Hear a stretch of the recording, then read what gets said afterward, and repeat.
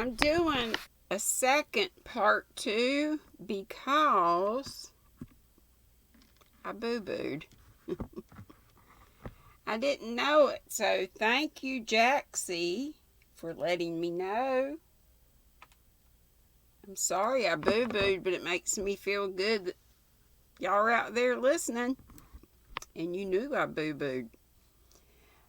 From the time I knew, it just cut off. The Chromebook, I was on the Chromebook, which I'm on right now. I was reading away, and then it just went off. Well, where it went off was where I picked up reading in the other part 2 I did. But I should have gone, evidently it had stopped a good while before I knew it had. So, lesson learned, I need to always go back and look at the end of, when I have something like that happen. Go back and look at it and not take it for granted that I knew where it ended, because I didn't. I left out a bunch. So here we go. The last thing I said when I went back and listened, again, thanks Jaxie May. The last thing I said was, but beyond it, she was, Anne was looking out the window of Catherine's window. But beyond it was a marvelous sky and a row of Lombardis standing out against long purple distant hills. "Oh, Miss Brooke, look at that sunset," said Anne rapturously from the squeaky, cushionless rocker to which Catherine had ungraciously pointed her. "I've seen a good many sunsets," said the latter coldly without moving. And in parentheses it says, "condescending to me with your sunset," she thought bitterly. "You haven't seen this one. No two sunsets are alike. Just sit down here and let it sink into our souls," said Anne. Thought Anne, "Do you ever say anything pleasant?" "Don't be ridiculous, please." The most insulting words in the world, with an added edge of insult in Catherine's contemptuous tones. Anne turned from her sunset and looked at Catherine much more than half inclined to get up and walk out. But Catherine's eyes looked a trifle strange. Had she been crying? Surely not. You couldn't imagine Catherine Brooke crying. "You don't make me feel very welcome," Anne said slowly.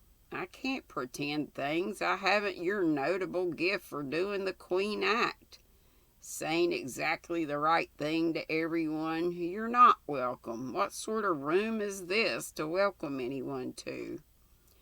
Catherine made a scornful gesture at the faded walls, the shabby bare chairs, and the wobbly dressing table with its petticoat of limp muslin.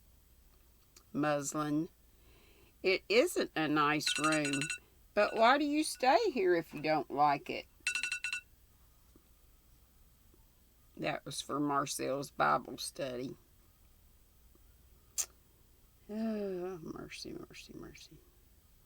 "It isn't a nice room, but why do you stay here if you don't like it?" "Oh, why? Why? You wouldn't understand. It doesn't matter. I don't care what anybody thinks. What brought you here tonight? I don't suppose you came just to soak in the sunset." "I came to ask if you would spend the Christmas holidays with me at Green Gables." Now, thought Anne, for another broadside of sarcasm, "I do wish she'd sit down at least. She just stands there as if waiting for me to go." No, that was in parentheses. But there was a silence for a moment, and then Catherine said slowly, "Why do you ask me? It isn't because you like me, even if you couldn't pretend that. It's because I can't bear to think of any human being spending Christmas in a place like this," said Anne candidly. The sarcasm came then. "Oh, I see, a seasonable outburst of charity. I'm hardly a candidate for that yet, Miss Shirley." Anne got up. She was out of patience with this strange, aloof creature. She walked across the room and looked Catherine squarely in the eye. "Catherine Brooke, whether you know it or not, what you want is a good spanking." They gazed at each other for a moment. "It must have relieved you to say that," said Catherine, but somehow the insulting tone had gone out of her voice. There was even a faint twitch at the corner of her mouth. "It has," said Anne. "I've been wanting to tell you that for some time. I didn't ask you to Green Gables out of charity. You know that perfectly well. I told you my true reason. Nobody ought to spend Christmas here. The very idea is indecent. You asked me to Green Gables just because you're sorry for me. I am sorry for you because you've shut out life. And now life is shutting you out. Stop it, Catherine. Open your doors to life and life will come in." The Anne Shirley version of the old bromide. If you bring a smiling visage to the glass, you meet a smile, said Catherine with a shrug.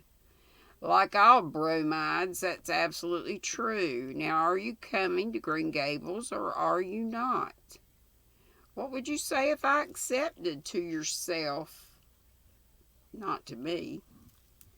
"I'd say you were showing the first faint glimmer of common sense I'd ever detected in you," retorted Anne. Catherine laughed surprisingly. She walked across to the window, scowled at the fiery streak which was all that was left of the scorned sunset, and then turned. "Very well, I'll go. Now you can go through the motions of telling me you're delighted and that we'll have a jolly time." "I am delighted, but I don't know if you'll have a jolly time or not. That will depend a good deal on yourself, Miss Brooke." "Oh, I'll behave myself decently. You'll be surprised.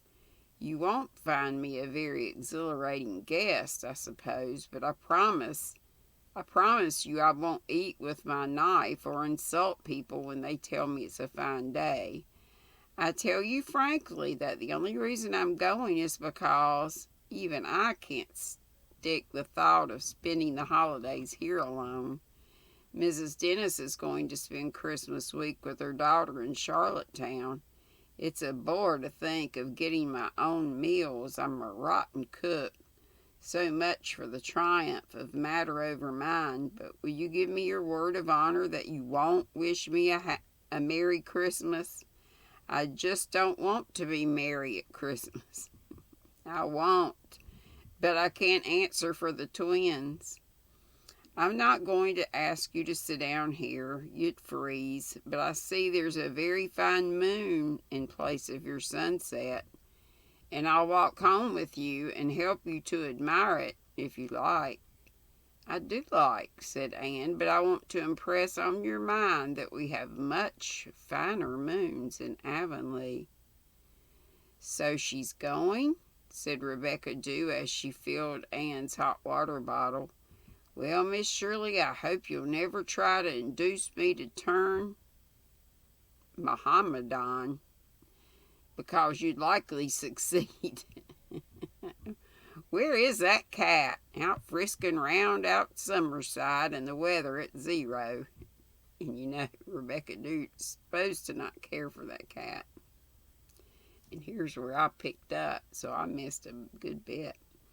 "Not by the new thermometer, and Dusty Miller is curled up on the rocking chair by my stove in the tower, snoring with happiness." "Ah, well," said Rebecca Dew with a little shiver as she shut the kitchen door, "I wish everyone in the world was as warm and sheltered as we are tonight." That is the correct ending, or part 2. Thanks again, Jaxie, for letting me know. Y'all always let me know when I goof. I'd rather know than have it messed up. I'll leave the other one up too, just because I was talking about some stuff at the end you might want to know. All right, love y'all. See you tomorrow for chapter 5. Love ya. Bye-bye.